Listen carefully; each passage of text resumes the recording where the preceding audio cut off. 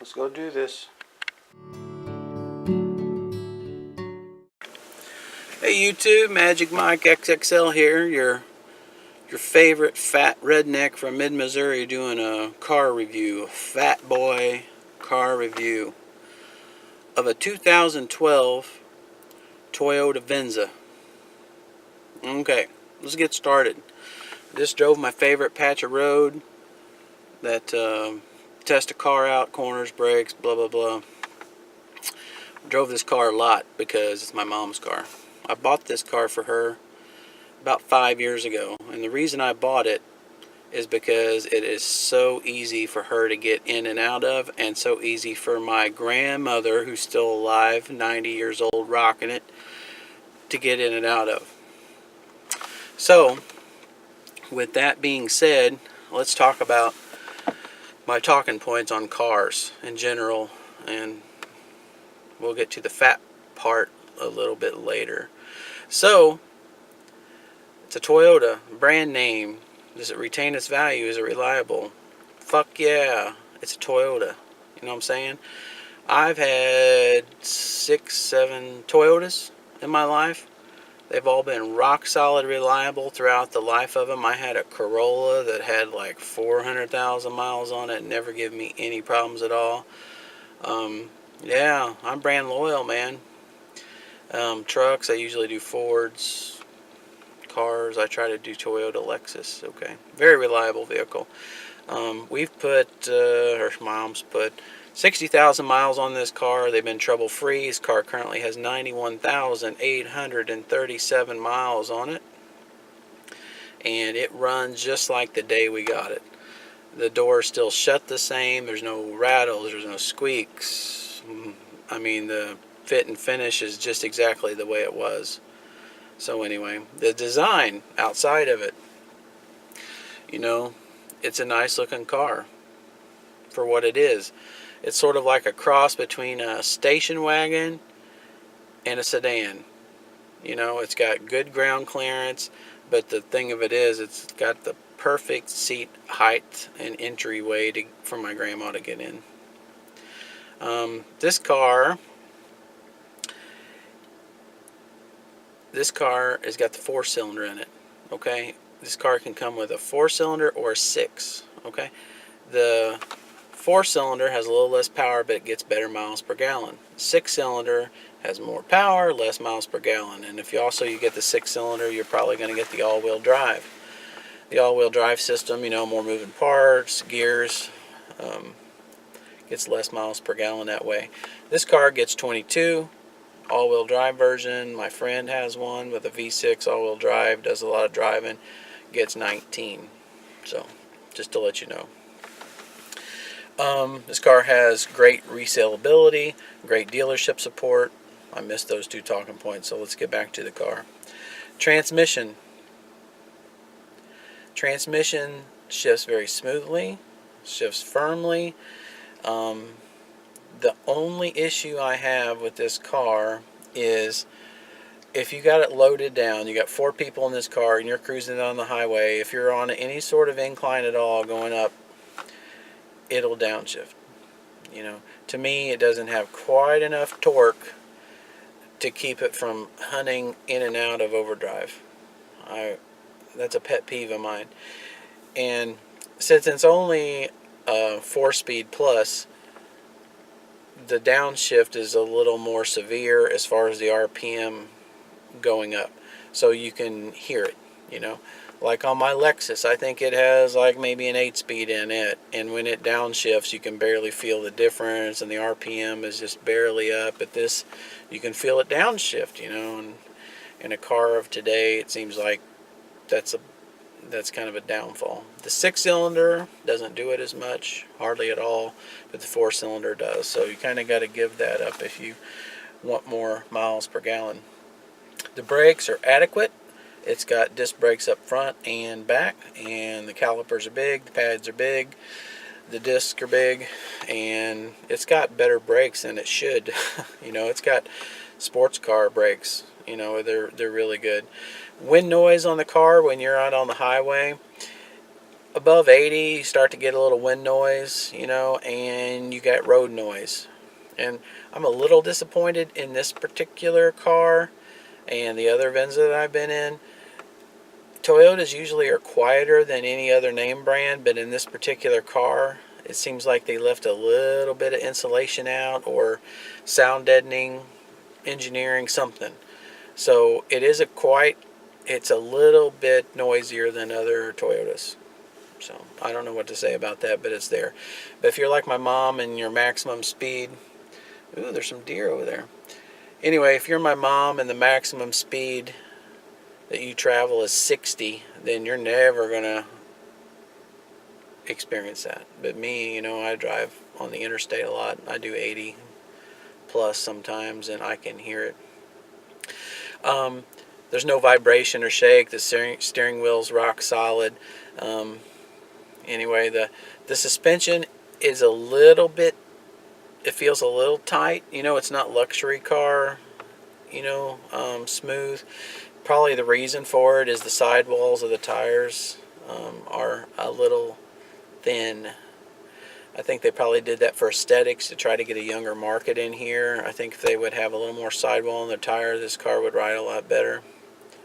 The vision is good, visibility is good. The A-pillar is a bit thick. I'm to guess it's probably 5 inches thick, so you have a little bit of a spot there, and they made this little strange little wedge of a window in front of the A-pillar. I don't know, I'll show you that when we walk around it later. But there's really no blind spots that I've noticed in the car. The mirrors are big and bright. The rearview mirror is good. It does have headrests, as you can see, and as you can see for right there, you know, it blocks on each side just a little. I'm going to say about 50% blockage of the total of the back window. And it also has a hatchback, so if you look back there, you can see a little windshield wiper for the back glass back there. Anyway, sitting position is good in this car. This butt of the seat for a fat person is long enough and wide enough. The bolsters aren't too bolstered in to where it like hits your fat, you know, so that's good. The only issues I have, and I'll point it out a little later in the video, is your right knee hits like a lip on the center console. The center console's too high, and I don't know, it seems like Toyota should have smoothed that out, and I'll show you that later. But when you're fat and you want spread factor, you're going to hit your right side and your left side in this car because of the center console.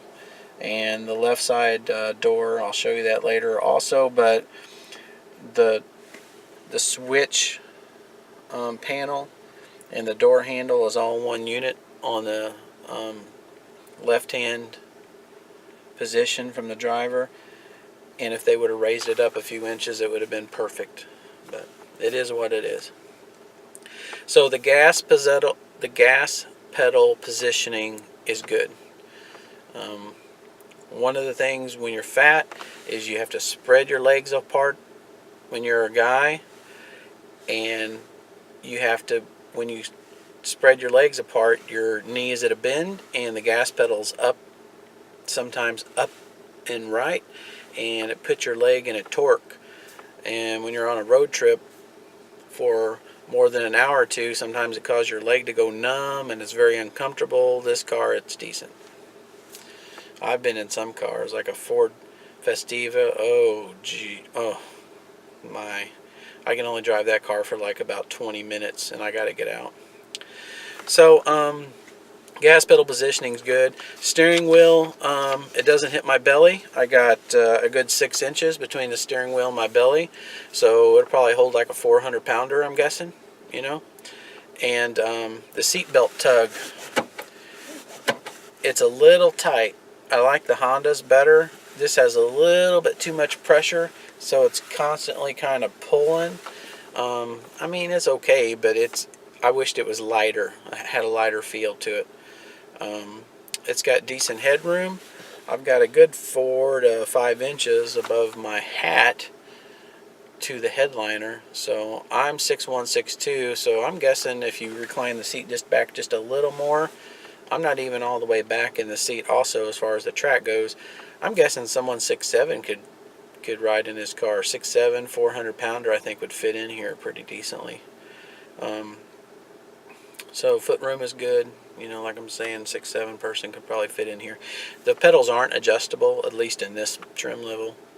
Of course, I don't think they are in any trim level on the Venza, but anyway, but it does have a tilt wheel. It does have 6-way adjustable seat for the driver. That's a standard thing. So anyway, well, we will head outside, do some measurements of the door opening, and then we'll come back in and we'll go through all the buttons and switches, and then we'll tally everything up and do a Fat Boy scoring system final on this car.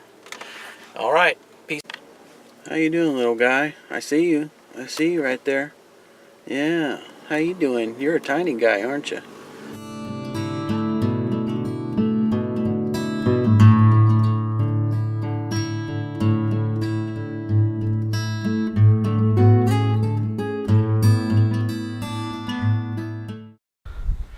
Let's measure this bad boy out and see. Let's just see how wide this opening is and how easy it is to get in and out of this car, right? Okay. So from the narrowest point here to there, we're looking at 35 inches. All right. So the seat, this is why I bought this. The seat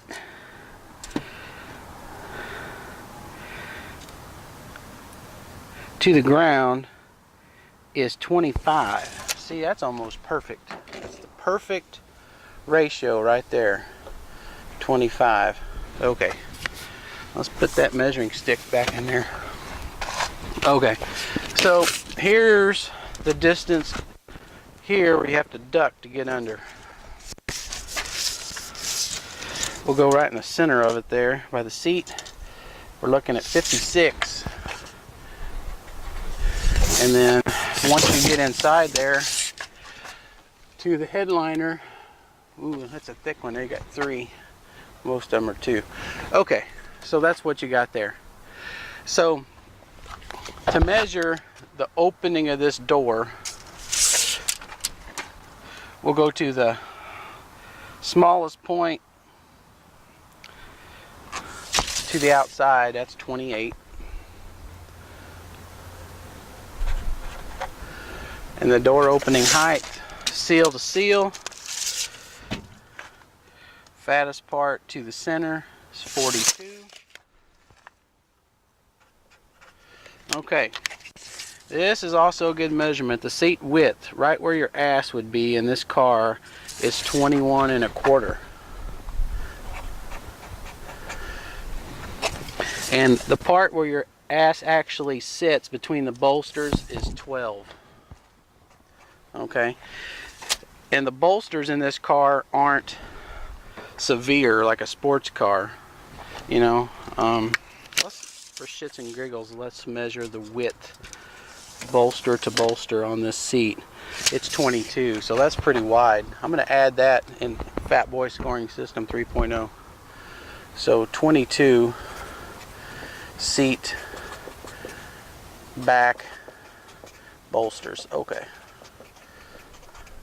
And here's another important measurement. The seat bottom, where your ass is sitting, to the headliner is 38.5. Very respectable.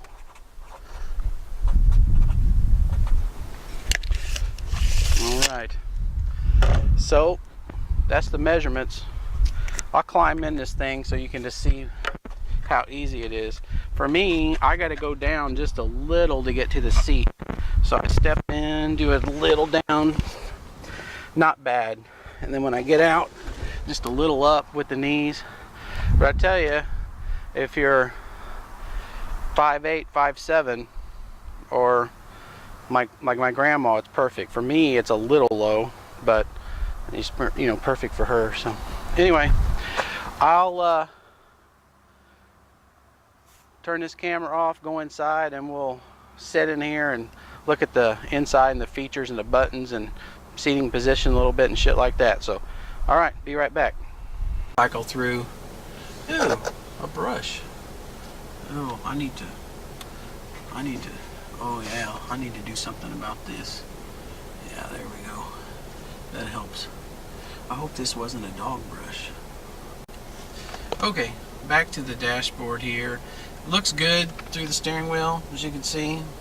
Very clear gauges, got the tack on the left. I'll put on the brake, and what gear you're in is displayed here. Park, neutral, reverse drive, blah blah blah. Normal stuff. 140 mile an hour speedometer. Yeah, good luck with that, Toyota. Gas gauge here, fuel door indicator. Hot, cold, you know, in the display here. It don't tell you how many miles to the gallon it gets, which is kind of strange, but anyway. This is the 20th century, folks. Okay, so as you can tell, this car doesn't have all the options, because look at all these blanks here. This is the left side. It's got the traction control on and off, the mirror. Ooh, I hit the horn. Ooh, scared the shit out of me. Anyway, we got the window controls, windows locks. Ooh, mints. Wow. Thank you. Yeah, I need one of those on my breast snake. Okay, so back to the steering wheel. We have the Bluetooth connection for the phone, and you can talk through there. And then you got the standard stock here for the cruise control, and then it's hard to see, but you know, you have your windshield washer, and you also have a middle one which controls the rear, because like I said, this is sort of like a little SUV and has a rear wiper in it. One of the things that's a little strange about this car, sorry about my mic wire, you know, we got the radio here. This actually has a disc changer inside of it, but when you use the controls here for the HVAC system, it's displayed up here on the dash in this little hole. They got cubby hole up in here. Can you see that? So for instance, if I increase the temperature up and down for the driver or the passenger, it gets displayed up here, external temperature and all that stuff. I'll zoom in there a little bit where you guys can see that. Maybe it'll focus because it's so bright on here. Yeah, you can see that. But it's kind of strange, right, that it's up there, but that's the way they designed it. And when we were driving earlier, I talked about those little funny windows, you know, for visibility, and that's what they look like right there on the 8-pillar. So kind of weird, right? It's got an auto dimming rear view mirror. It's got a little cubby hole up here for, you know, sunglasses and light controls. It's got the Toyota Home deal where you can wire up to your garage door opener, things like that. And so, all right, let's do the seating position. So when you sit in this car, your right leg hits this console right here by the shifter, okay? And unfortunately, there's a lip right here. It's not silky smooth, you know, transition across there. And after riding in this car for hours and you're always moving your knee, it freaking starts to get irritating. It's almost like you need to put a piece of foam here if you're on a road trip for a fat person. You know, Toyota, if you're listening, come on, man. Fat people, you're in the United States. Okay. And then the other leg hits here, and just like anything else, if they would just raise this puppy up a few inches, you would be under it and this wouldn't be an issue. But this one is nice and smooth, and it fits your leg pretty well, so this one doesn't bother me. That one does. Okay? So if you're on a really long road trip in this thing, it gets uncomfortable after about the 5-hour mark, you know, unlike my Lexus or another vehicle like that. So it's got kind of a weird shifter also, you know. It's one of those high tech on the, you know, you gotta go through a frickin' Tetris action to get to drive, which is kind of weird. But anyway, it's got some You know, one thing I like is these cup holders they're illuminated. There's like a little ring of LEDs in here at night. There's a place for a cell phone and a plug, although it was designed in an area before the Plus, you know, so it has the iPhone Plus if it's like I have a 6 Plus, whatever, the big size, and with my case it doesn't fit in there, but the standard size will. Got a little cubby hole here, and then excuse me, I'm allergic to old people dust. Okay, and that is completely chock full of crap.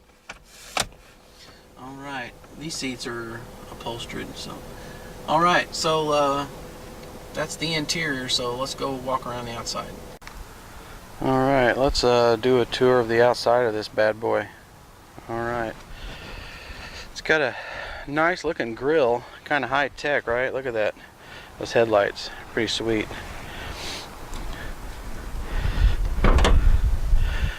Let's see what it takes to open this. All right, you have to push up, and then I'll just hold it open here. Yeah, VV, TI, you know, I don't know what to say about this. It's a Toyota, and it's a Ford banger, so yeah, that's what it looks like in there. Check the oil, looks like right there. I don't see anything to check the trans. You know, Toyota's been doing that lately where they don't put a trans dipstick on there. Ooh, we got a little corrosion here. I'm gonna take care of that, but anyway, okay, let's shut this. We'll continue walking around. The tires on this, let's take a look at the size. Just had these put on. In case you're wondering, these are 245/55 R19. And these are actually really good tires, by the way. They're Continental Cross Contact LX20s. Pretty quiet, get good traction in this snow and rain. And this car, I don't know if you can see, it's kind of a pearl metallic. It's really beautiful when it's clean. It's got some, oh, I bet you those tail lights are expensive to fix.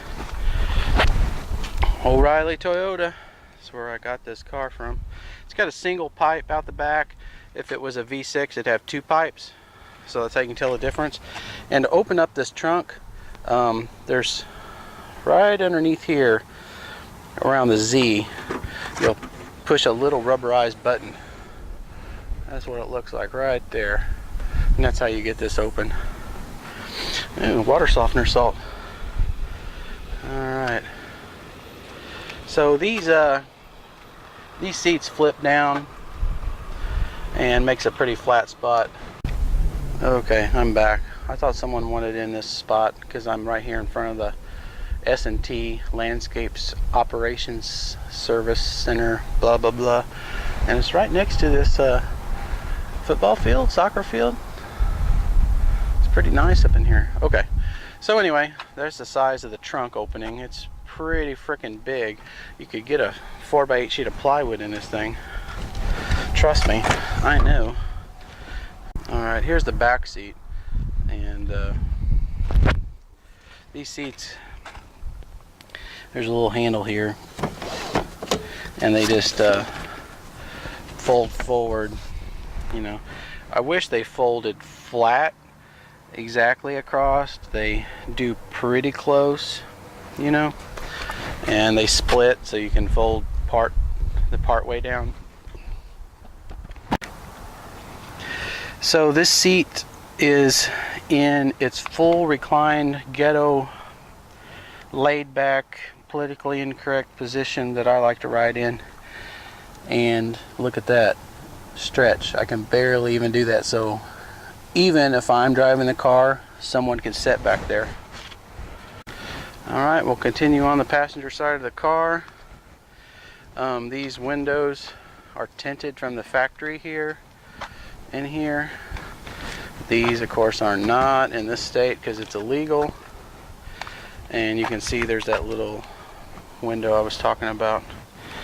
So that concludes the tour of the Toyota Venza. So we will go break down our score. So let's break down the Fat Boy scoring system 2.0 here, and this is on my 2012 Toyota Venza. Alright, spread, I'm gonna give it a 6. The reason for it is that damn lip on the right side of your knee. Headroom, I'm giving it an 8. It's not a truck, but it's close. It's really got good headroom. You could probably be 6'7", 6'8", and still ride in this car, drive it, you know. Legroom, gonna give it another 8. It's great. Like I said, tall person. Seating flexibility. It has a 6-way power driver seat, so as far as the driver goes, you know, it's good. The seat length and width is decent, you know. So as far as the seat goes, I'm gonna give it a 9 because it's good. It's got cloth in it and it's good. Ease of entry, you know, for me at 6'1", 6'2", it's probably like around a 7, but for someone else, like my grandma for instance, it's a 10 for her. I mean, it's the best car she's ever had to get in and out of, she said. Anyway, but for me it's going to be a 7 because it's a little low for me. Seat width is good, you know, so like I said, I'm probably going to give that an 8. Arm position comfort, okay. The center console really helps improve the score here. So the center console is long and flat for the right side of your arm. The left side is at the perfect position and you can lay your arm the length of it. So the arm position comfort on this car is a 9. Gas pedal comfort, like I said, it's not torqued way up in there. So the gas pedal comfort is good on this car. I'm going to give it an 8. Alright. Center console comfort. Yeah. It's this whole problem with that lip on there, you know. Right here on your right leg, that's the issue. So I'm going to give it a 5 because of that lip. Seat padding, it's decent. You know, it's not like a Lexus or anything like that, but it's much better than the CRV. It's not as good as my Avalon. It's better than my truck. So anyway, I'm giving it a 7. Seat belt, it's a little tight for me as far as the pull, the tug, you know, on your shoulder, you know, so I'm going to give that a 6.5. Quiet wind road noise. Like I said, these tires are a little bit noisy on this thing. But you know, it's the sidewall, I think, is the main issue here. I mean, these tires are a lot better than the ones that came on it, but you know, and also you get wind noise above 80 miles an hour and you can hear the engine. I just don't think it's as quiet as most Toyotas. So in that aspect, I'm going to give it a 6. Cost, you know, it's a reasonable price car, so I'm going to give it an 8. And reliability, it's a Toyota, man, I'm giving it a 9. We haven't had any issues with it at all. So let's review Fat Boy scoring system here.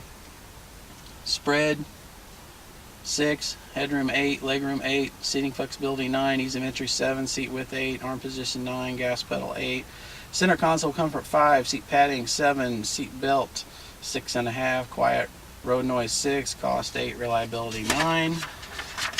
And here is part B, my Fat Boy scoring system. This is the 2012 Venza. We have the door opening 35 inches here. We have 25 inches from the bottom of the seat to the ground, 56 inches to where you have to duck under. We have door opening height 42. We have door opening width 28. We have ground to seat bottom 21.25. Seat bottom width 12. Seat bottom to headliner 38.5. And the seat back width is 22. And that's good on this car. So anyway, peace out YouTube. I hope you enjoyed this video.